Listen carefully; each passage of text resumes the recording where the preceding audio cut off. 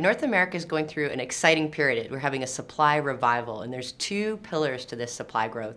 One is tight oil, which is coming from applying this horizontal drilling and fracking technology that unlocked all this natural gas in North America. Well, we apply it to oil reservoirs, and we've had explosive growth.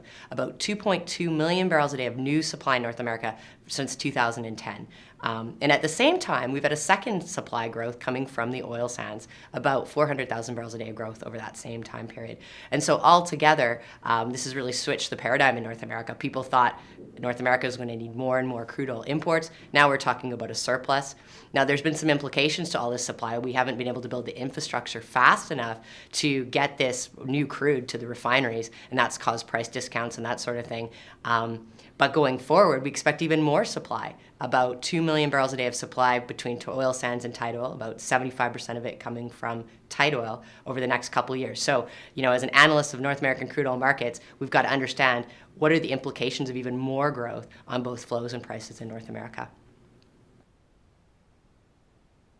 A question we get often is a question around, with all this tight oil in the United States, does the United States still need the Canadian oil sands?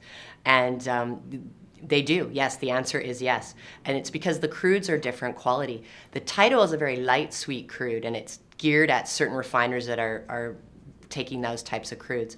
The vast majority of supply from Canada is going to be a very heavy crude.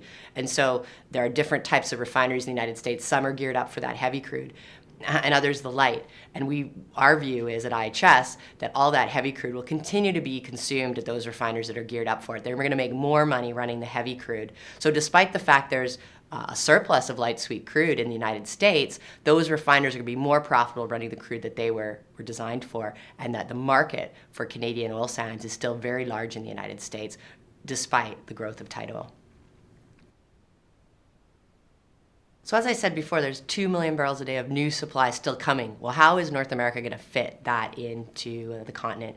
Well, there's 4 relief valves that will help absorb that crude.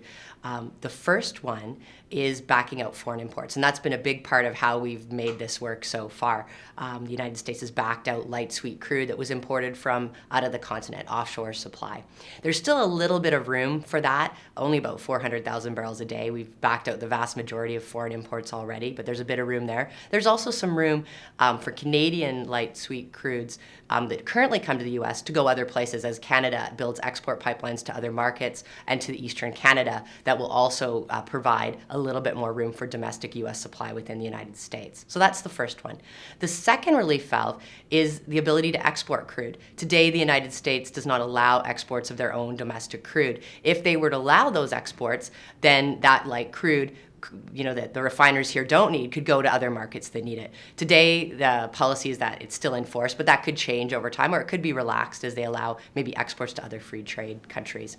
The third relief valve is actually just consuming more crude within the United States. Believe it or not, we're actually talking about in the range of 500,000 barrels a day of new refining capacity in the United States to absorb more of this crude. And this is very simple refining capacity. One of the things about the export ban is you can still actually export refined products, although you can't export crude. So refiners are just consuming more crude and then exporting those products to the international markets. And the last way to absorb this crude is to actually back out more heavy crudes. Not the heavy crude I was talking about before, the very heavy crude, but there's sort of a medium crude, and we could see light, sweet domestic crude backing out foreign imports of this sort of next tier, slightly heavier crude.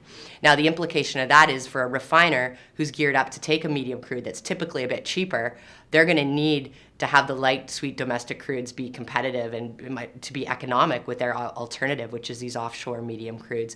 And so there will be a discount for North American light, sweet crudes if they need to back out these foreign, heavier, lower quality crudes. But that's another big mechanism of how this can be absorbed.